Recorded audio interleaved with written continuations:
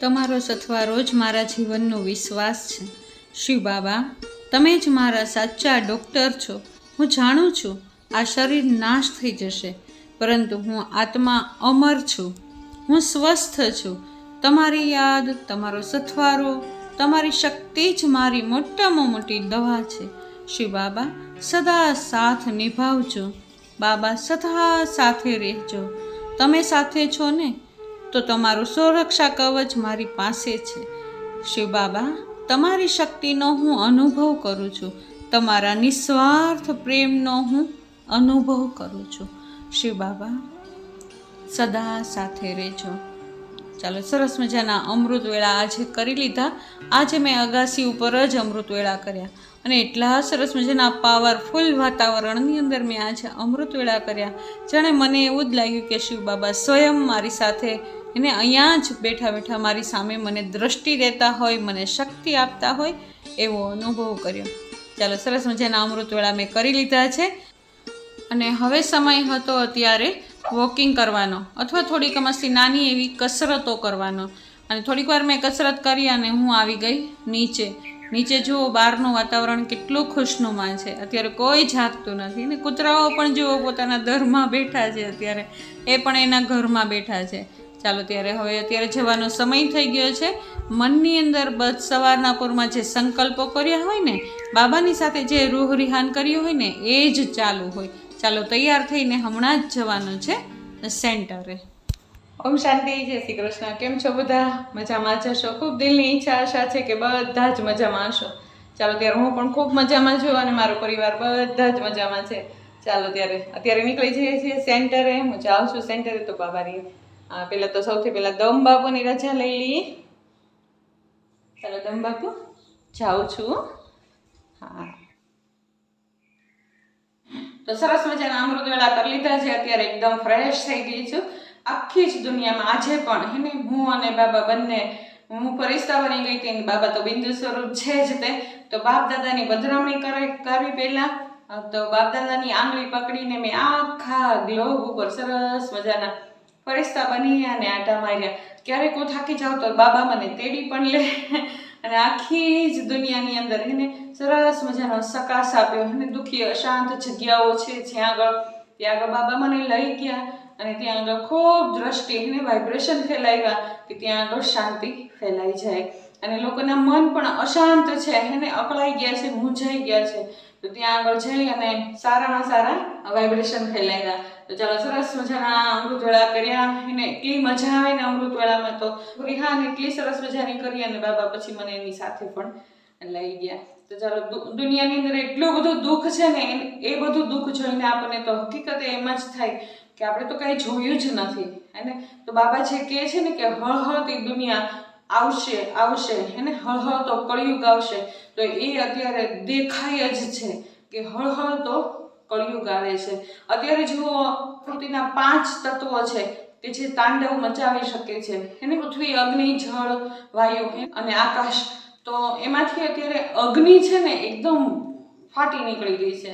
આપણે જોઈએ છીએ કે જ્યાં જોઈએ ત્યાં આગળ મકાન બળી જાય છે, હોટલો બળી જાય છે, અથવા તો પ્લેન ક્રેશ થઈ જાય છે। પ્લેન કેટલા બધા ક્રેશ થાય છે હમણાંથી, અને દરિયાની અંદર જહાજો પણ ક્રેશ થઈ જાય છે। એને તો અત્યારે વધારે પડતો એને અત્યારે અગ્નિ પોતાનો પ્રકોપ દેખાડે છે। તો આપણે બસ એ અગ્નિને પણ એને 5 તત્વોને શાંતિનું દાન આપીએ કે હે અગ્નિ, જળ, વાયુ, પૃથ્વી, આકાશ, તમે પણ શાંત થઈ જાઓ ને। એને પણ બાબાની શાંતિના વાઇબ્રેશન આપણે મોકલાવતા છે। જેટલું પ્રકૃતિને આપણે દાન દેતા જશું ને, તો પ્રકૃતિ પણ સામે આપણને આપશે એને। કોઈ વસ્તુ આપણે દઈએ ને, એ કોઈ એની પાસે રાખતું નથી, એ આપણને સામે આપે જ છે। તો પ્રકૃતિ આપણને અંત સમયે અને જ્યારે વિનાશનો એકદમ સમય થઈ જશે એને, ત્યારે આપણને પ્રકૃતિ પણ મદદરૂપ થઈ જશે। ચાલો ત્યારે રાત તો બહુ થઈ ગઈ, અત્યારે જવાનો સમય થઈ ગયો છે। બાબાની રજા લઈ લીધી છે, લઈ જઈએ અત્યારે જ તે 12। હું આવીને ફરી વખત પાછી મળીશ, ત્યાં સુધી ઓમ શાંતિ, જય શ્રી કૃષ્ણ। ઘરે આવીને પોઝિટિવ વાતાવરણમાં મેં મસ્ત એવા સરસ મજાના દીવાબત્તી કરી લીધા। દીવાબત્તી કરી અને દિવસની દિનચર્યાની શરૂઆત થઈ ગઈ। ઘરમાં પોઝિટિવ વાતાવરણ થઈ ગયું, એકદમ ખુશનુમા વાતાવરણ થઈ ગયું.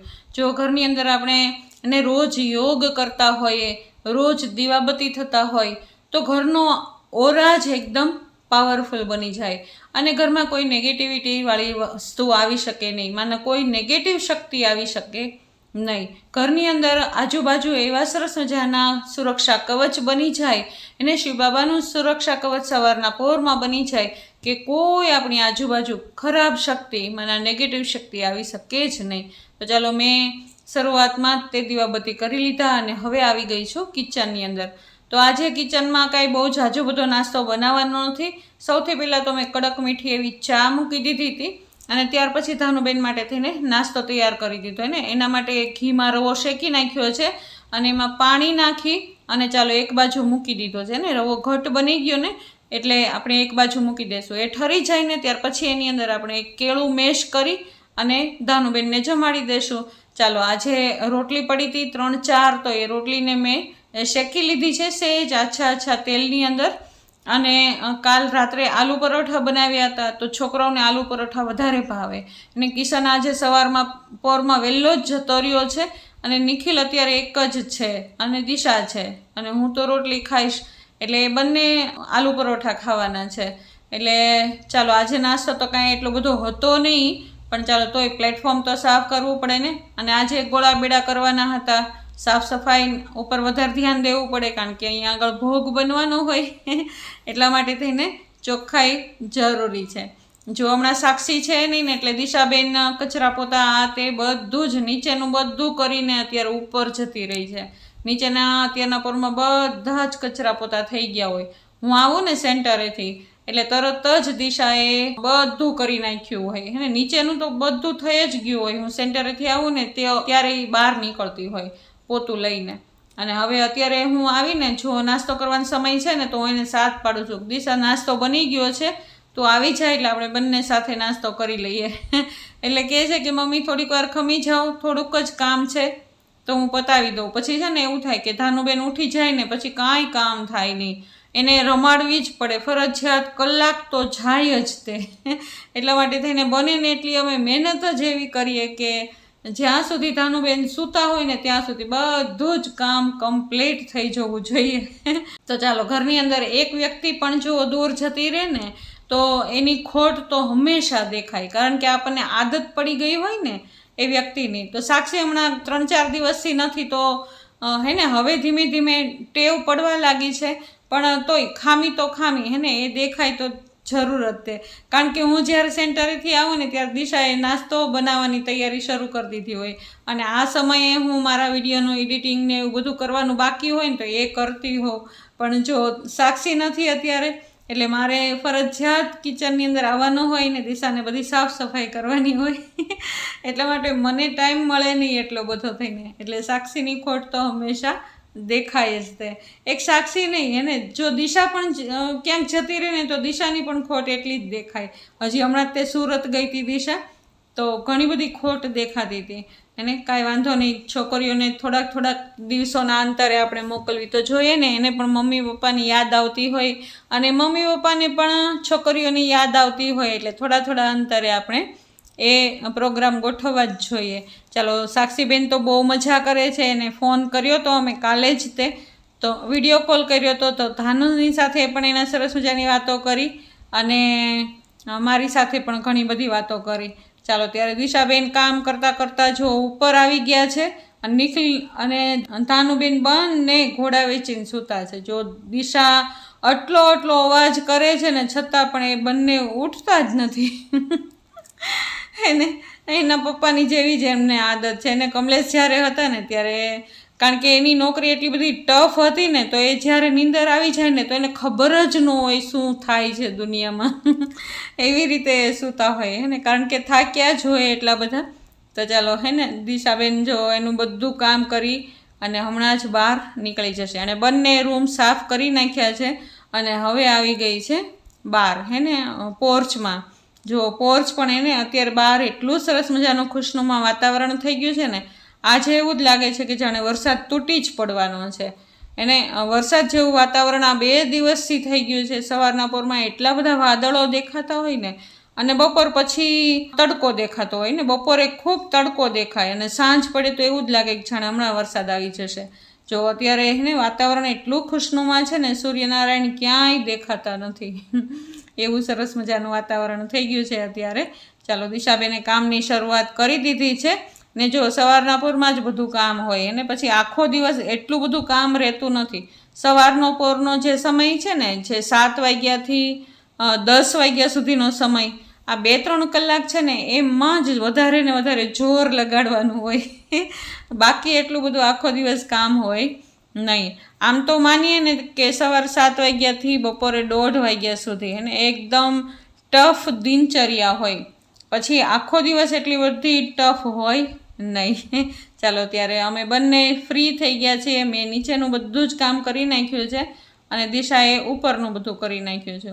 અને અમે બંને સાથે બેસી અને નાસ્તો કરી લીધો. અને આજે આખા દિવસમાં શું શું કરવાનું છે, ક્યાં જવાનું છે, શું કરવાનું શું નથી કરવાનું, એ બધું જ અમે ડાઇનિંગ ટેબલ ઉપર જ બેઠા બેઠા વિચાર કરતા હોઈએ. અને કારણ કે વ્યવહારિક કામ બધા બપોર પછી જ કરતા હોઈએ અમે.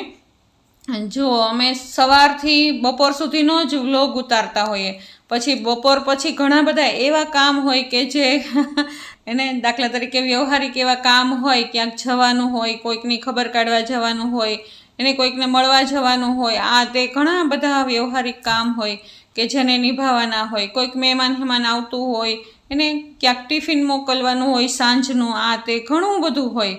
એને એ બપોર પછીના સમયમાં, મેજોરિટી બધું બપોર પછીના સમયમાં જ હોય. તો હું હંમેશા રૂટીન દેખાડું છું હું તમને સવારથી બપોર સુધીનો. બપોર પછીની દિનચર્યા કંઈક અલગ જ હોય. તો ક્યારેક ક્યારેક હું તમને બપોર પછીની પણ ક્યારેક દિનચર્યા દેખાડવાની કોશિશ કરીશ. પછી બપોર પછી એવું થાય કે ક્યારેક ક્યારેક જો સવારથી વ્લોગ ઉતારતા હોય ને, પછી એને એડિટિંગ કરવાનો પણ ટાઈમ જોઈએ. એને 2-4 કલાક એડિટિંગ કરતા થાય. તો બપોર વચ્ચેનો એવો સમય હોય કે હું વિડીયોનું એડિટિંગ કરતી હોઉં, ત્યારે હું તમને સવારે 9 વાગે, બીજે દિવસે સવારે 9 વાગે હું આ વિડીયો તમને આપી શકું. જે દિવસે કોઈક મહેમાન આવી ગયું હોય ને, અથવા તો કોઈક કામ આવી જાય ને, એટલે હું વિડીયોનું એડિટિંગ કરી શકું નહીં. અને તે દિવસે જ મારે રજા પડી જાય અને ત્યારે જ તમારી કોમેન્ટ આવવા લાગે કે દીદી કેમ ન આવ્યો, તમારો વિડીયો કેમ ન આવ્યો, આંટી કેમ વિડીયો ન આવ્યો. ભલે એને પણ મને એ કમેન્ટ સાંભળવાની એટલી બધી મજા આવે ને કે તમે લોકો પણ મારી રાહ જુઓ છો ને. ચાલો, વાતોમાં ને વાતોમાં ઘરનું બધું જ કામ કમ્પ્લીટ થઈ ગયું. એને આ જે કામ હતું ને એ બધું રનિંગ કામ હતું. જો દિશા જે વાસણ ઉટકતી હતી ને એ બધું કરતી હતી ને, એ સમયમાં હું માર્કેટમાં પણ જતી આવી.